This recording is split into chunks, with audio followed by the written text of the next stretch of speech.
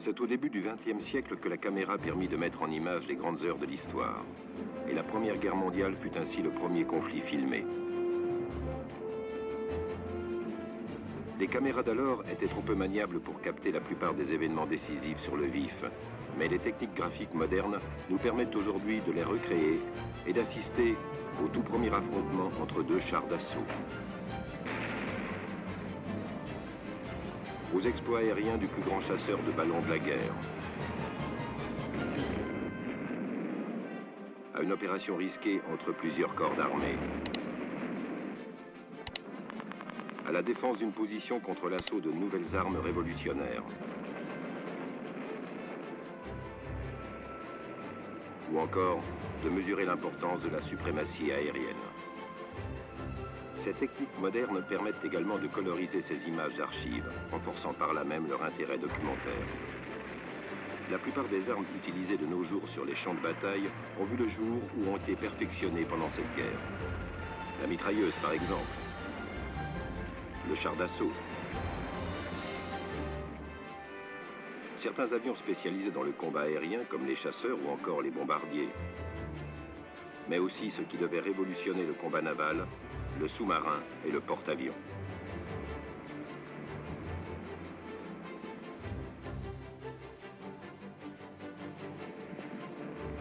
Quand la guerre éclata, tous prédisaient un dénouement rapide.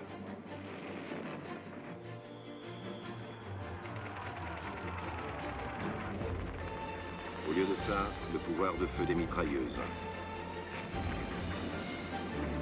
Les bombardements massifs. Et le recours aux fils barbelés allait plonger ce conflit dans le cauchemar de la guerre des tranchées.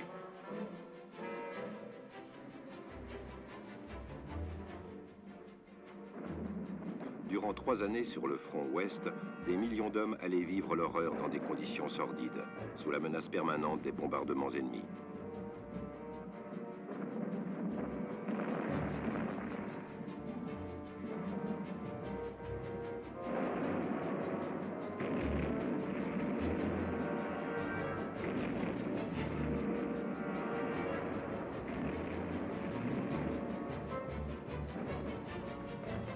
On persista à lancer des offensives massives, inefficaces, qui se soldèrent par de lourdes pertes. Des centaines de milliers de soldats fauchés par le tir des mitrailleuses. De part et d'autre des forces engagées, il fallait sortir de l'enlisement. L'état-major allemand échafauda ainsi un plan macabre. L'offensive serait portée sur la ville de Verdun, non pas pour réaliser une percée, mais simplement pour saigner à mort l'armée française. Depuis des siècles, Verdun était un des postes de défense stratégique de la frontière du nord-est de la France. Tout autour, un réseau élaboré de forts se défendant mutuellement avait été conçu pour contrer toute offensive ennemie.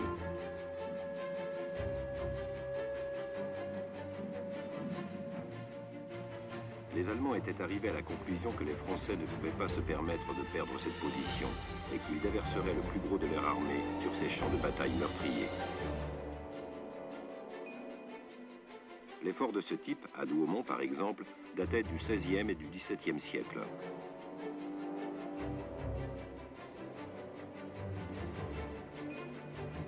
Leurs fortifications avaient en principe été modernisées pour repousser les assauts en tenant compte des progrès réalisés dans l'armement. Ces forts étaient garnis de canons d'artillerie lourde installés dans des tourelles.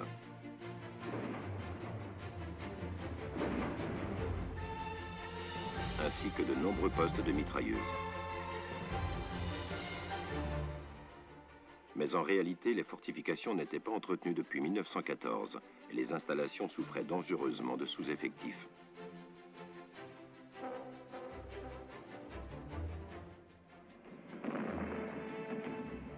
Après 9 heures de bombardement, les Allemands lancèrent l'offensive le 21 février 1916.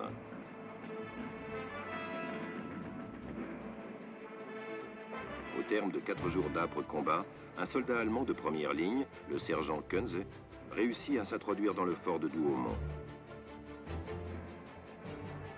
À sa grande surprise, il se retrouva seul à errer dans un vaste labyrinthe de béton. d'où ils pouvaient entendre les détonations étouffées du canon de 155. Guidé par le son, le soldat chemina prudemment jusqu'à la tourelle principale.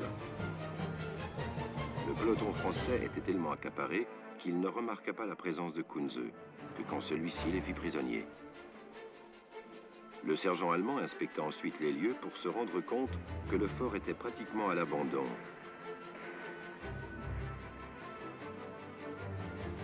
Sa garnison étant réduite à quelques 56 artilleurs réservistes.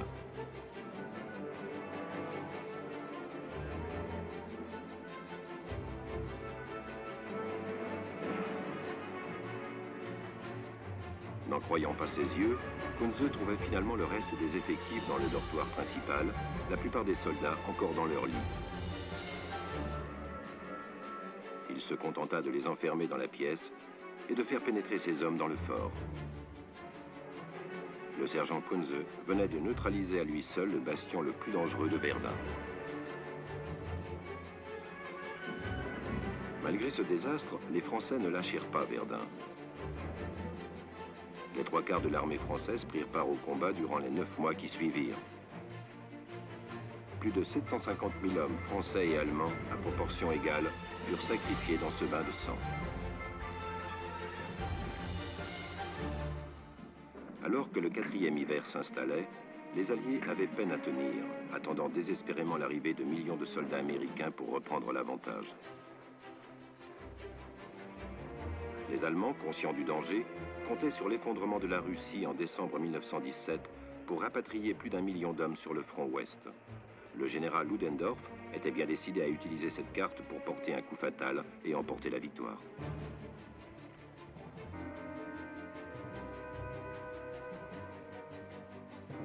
Se doutant qu'une offensive était imminente, le chef des forces britanniques, le maréchal Doug Haig, opta pour une stratégie défensive jouant sur la profondeur. Une zone en première ligne, matérialisée en bleu, avec peu d'effectifs mais répartis sur des positions fortes, aurait pour mission d'atténuer le choc du premier assaut. Viendrait ensuite la zone de combat, en rouge, où le plus gros des affrontements aurait lieu. Puis la zone arrière, en marron, où l'offensive ennemie serait contenue.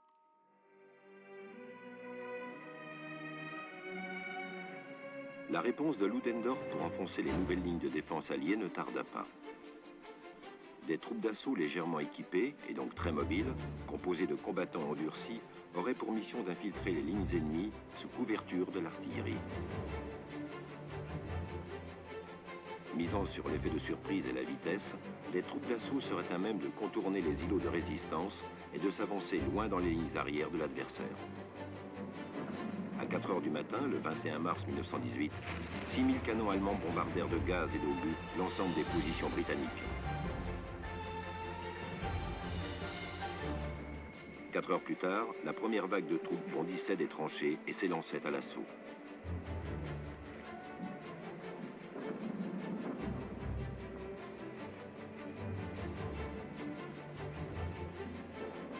Les fantassins allemands se frayèrent un chemin à la grenade à travers les lignes de barbelés.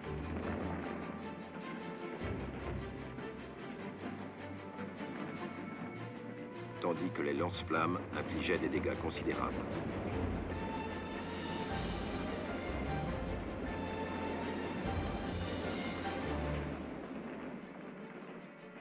Le tir de barrage allemand progressait de 100 mètres toutes les 2 ou 3 minutes en couverture de ce raz de marée humain.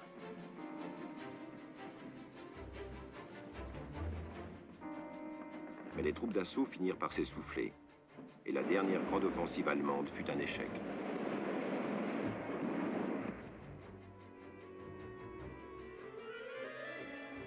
Pendant l'année 1916, les Britanniques adoptèrent une méthode complètement différente, mais tout aussi innovante, afin de sortir de l'impasse de la guerre des tranchées.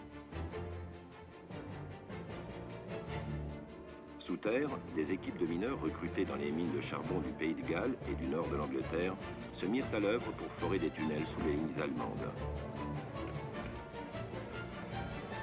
Ce travail était éreintant, et alors qu'ils luttaient déjà contre la claustrophobie, les hommes devaient également progresser en risquant à tout moment de se retrouver ensevelis sous un éboulement.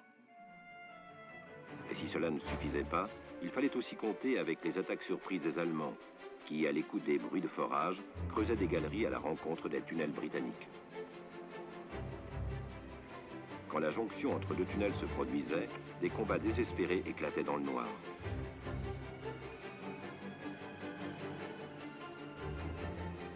Certains de ces réseaux souterrains s'étendaient sur des centaines de mètres, étaient pourvus d'impasses et de fausses jonctions.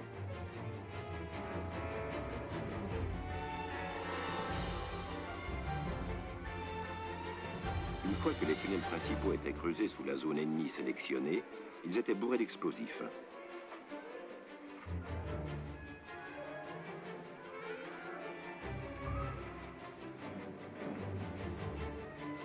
En moyenne, 21 tonnes de dynamite par galerie.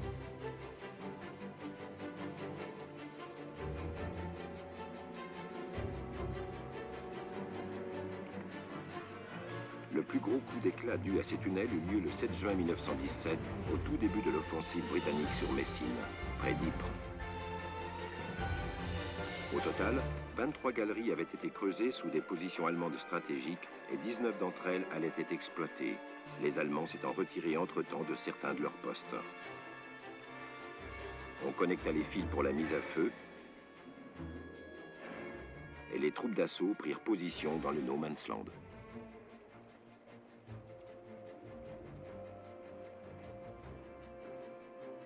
Après 6 mois de préparation, les soldats chargés de la mise à feu regardèrent leurs montres et prièrent. Puis, à 3 heures du matin, les détonateurs furent actionnés. Et plus de 400 tonnes d'explosifs dévastèrent 3 km de front allemand, tuant des milliers d'hommes. Malheureusement, cette percée inaugurale ne devait pas être pleinement exploitée. Une autre tentative des Britanniques pour conjurer l'enlisement de cette drôle de guerre consista à recourir aux chars d'assaut. Au début de l'été 1916, la combinaison du blindage, des chenilles et d'un moteur interne à combustion avait abouti à la création du premier char d'assaut capable de traverser les tranchées et d'épauler l'infanterie. Le modèle femelle était armé de mitrailleuses, tandis que le modèle mâle était équipé latéralement de 2 canons de 6 pouces. Ces premiers chars se déplaçaient à une vitesse de 6 km/h et contenaient un équipage de 8 personnes.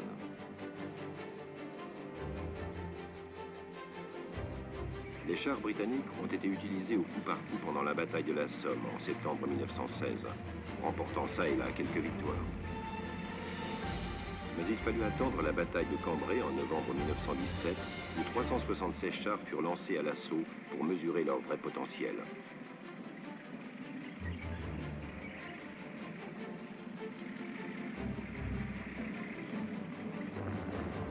Des percées furent réalisées dans les lignes allemandes, et à la nuit tombée, plus de 8 km avaient été gagnés. Mais ces premiers chars étaient peu fiables, si bien que ces avancées restèrent sans lendemain.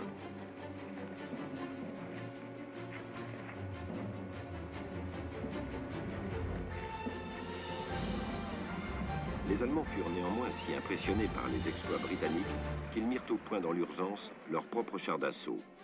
Un monstre de 33 tonnes contenant 18 personnes baptisé A7V. Armé d'un canon de 57 mm et de 6 mitrailleuses, il s'avéra peu maniable, était desservi par un moteur trop peu puissant et n'atteignait que 5 km/h. Ce qui n'empêcha pas son entrée en scène sur les champs de bataille pour contrer les Britanniques. La première confrontation entre deux chars n'allait pas tarder.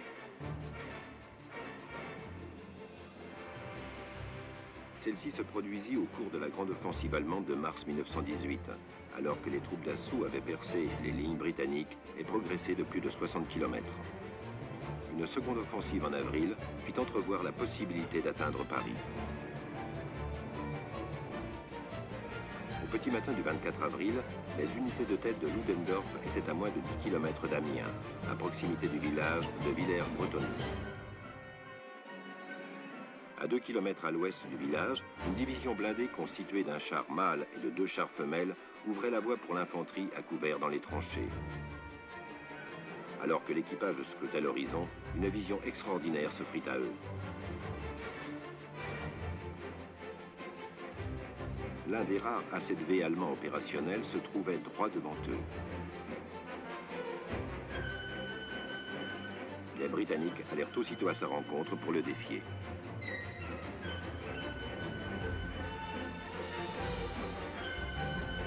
Le premier duel de blindés au monde allait commencer. Les monstres d'acier se rapprochèrent pesamment pour être à portée de tir.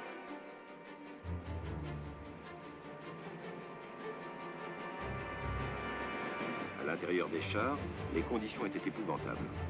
La suspension était inexistante et rien n'atténuait le vrombissement des moteurs qui crachaient de la fumée. Ce fut le char britannique de tête, le mâle, qui ouvrit le feu avec son canon de 6, mais il manqua sa cible.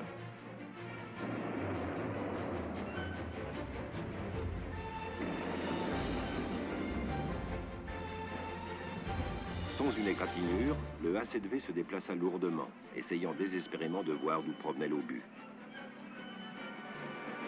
L'équipage repéra finalement l'ennemi, immobilisa le char et ouvrit le feu.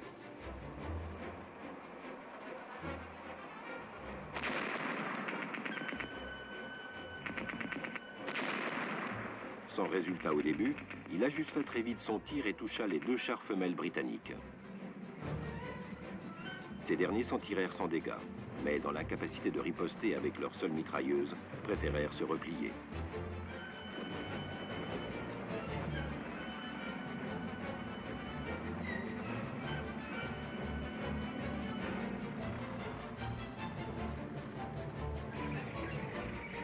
Alors que le char allemand se concentrait toujours sur les 2 chars femelles, le char mâle continuait d'avancer pour avoir l'ennemi à sa portée.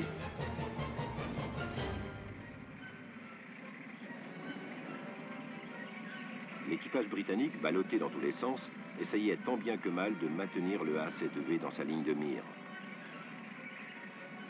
Ils arrivèrent à une distance satisfaisante et firent feu à nouveau. Premier avion spécialement conçu pour le combat aérien.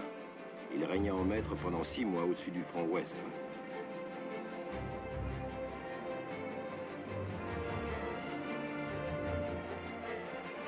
Les Alliés mirent au point dans l'urgence leurs propres chasseurs. Et pendant les 3 années qui suivirent, des machines toujours plus perfectionnées se livrèrent à des duels mortels.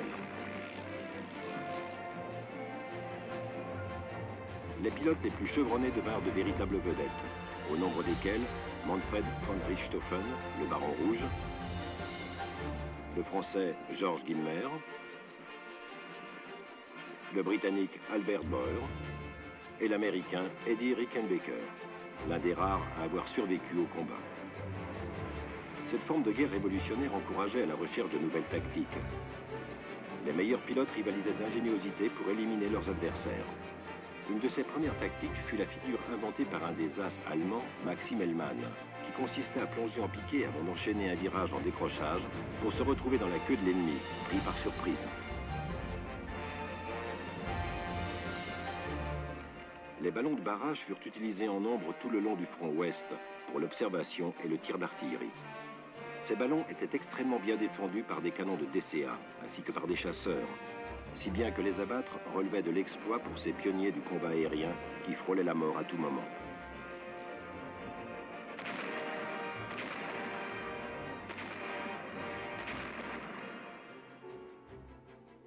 Un des chasseurs de ballons les plus talentueux, des plus célèbres, et à la carrière éclair, fut un jeune lieutenant de 21 ans, Frank Luck. Luck n'avait intégré une escadrille de première ligne qu'en août 1918. Pourtant, il était bien décidé à devenir célèbre en tant que pilote de chasse. Abattre des ballons était certes dangereux, mais il vit là le moyen le plus rapide pour en découdre avec l'ennemi. Le 12 septembre, 2 semaines seulement avant l'offensive américaine en Argonne, Luck décollait pour sa première chasse au ballon. Il en abattit un ce jour-là.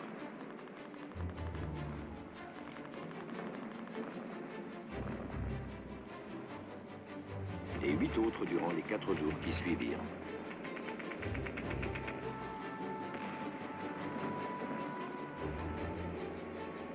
En 15 jours, il avait à son tableau de chasse 14 ballons.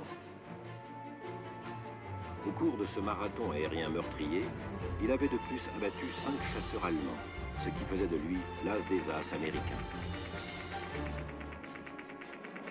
Mais la réussite de Luck lui fit perdre le sens des réalités, et le pilote crut que rien ne pouvait l'arrêter. Le 29 septembre, il prit les airs et lâcha un billet en survolant sa base aérienne, sur lequel était écrit « Regardez bien les 3 ballons sur la Meuse ». Luc allait braver le danger, et il réclamait des spectateurs. Les troupes américaines l'observaient attentivement alors que le premier ballon explosait et que le petit avion se dirigeait vers le second.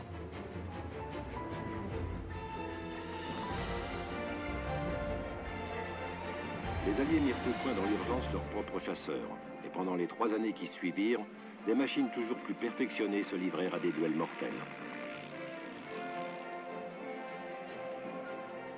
Les pilotes les plus chevronnés devinrent de véritables vedettes, au nombre desquels Manfred von Richthofen, le Baron Rouge, le Français Georges Gilmer,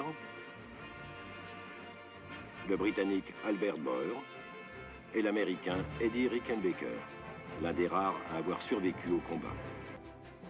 L'obstruction de l'embouchure du canal pouvait commencer. 3 anciens croiseurs, le Thétis, l'Intrépide et l'Iphigénie, avaient chacun été lestés de 1500 tonnes de béton et chargés d'explosifs pour les saborder. Avec à leur bord des équipages portés volontaires, les 3 navires glissaient à présent derrière la digue en direction de l'embouchure.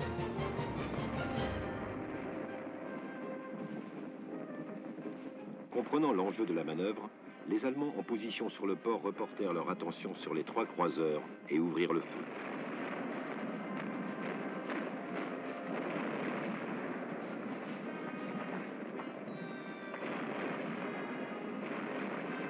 Le Thétis fut gravement touché et commença à prendre l'eau. Le commandant dut le saborder à l'extérieur de l'embouchure.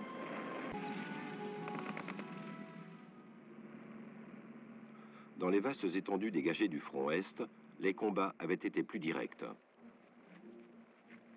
Au mois d'août 1914, le tsar Nicolas II et ses généraux avaient prévu de faire franchir à la première armée la frontière avec la Prusse orientale et de la lancer en direction du nord en remontant la ligne de chemin de fer jusqu'à Königsberg pour y acculer la défense allemande.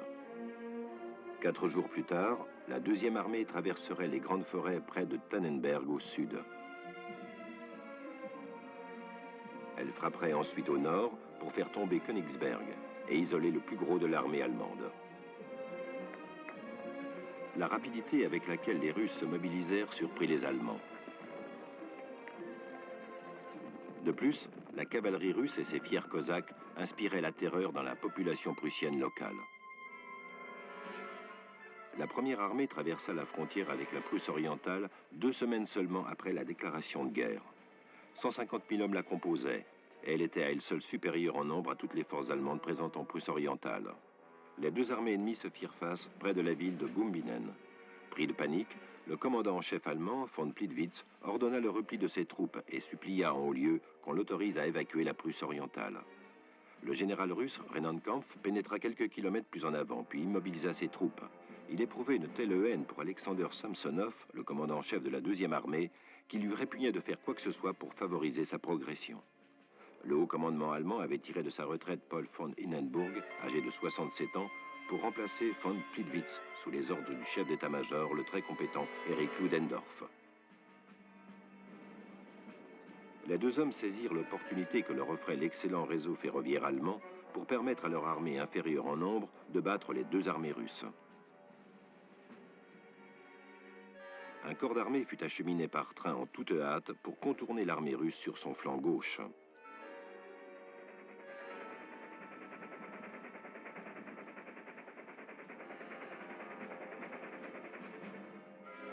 L'ennemi ne s'en rendit compte de rien, persuadé que sa supériorité le mettait à l'abri de tout danger.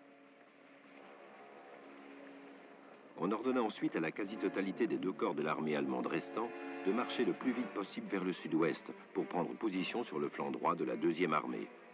Là encore, les indices d'une manœuvre ennemie furent ignorés par les Russes, tandis que le reste des divisions allemandes se déployaient en couverture pour harceler la première armée une fois que Rennenkampf se déciderait à faire avancer ses troupes.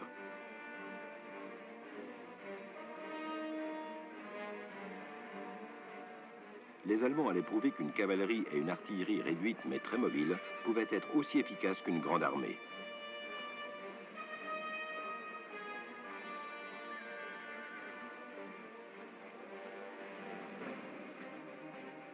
sud, les Allemands observaient en retrait la deuxième armée russe perdre sa cohésion, manœuvrant entre forêts et lacs, et le massacre allait commencer. Débarquant dans la ville de Nidenberg, le corps d'armée secrètement acheminait par train persa les premières lignes russes, scindant en deux la deuxième armée.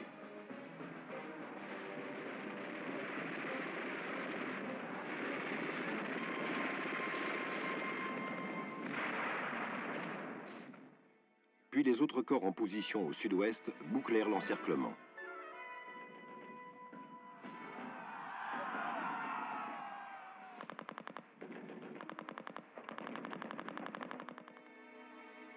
Désorientés et terrifiés par cette attaque surprise, les Russes se séparèrent et prirent la fuite. Le général Samsonov s'isola dans les bois et se donna la mort. Pendant ce temps, plus de 300 000 de ses hommes étaient soit tués, soit blessés, et quelques 90 000 autres étaient faits prisonniers.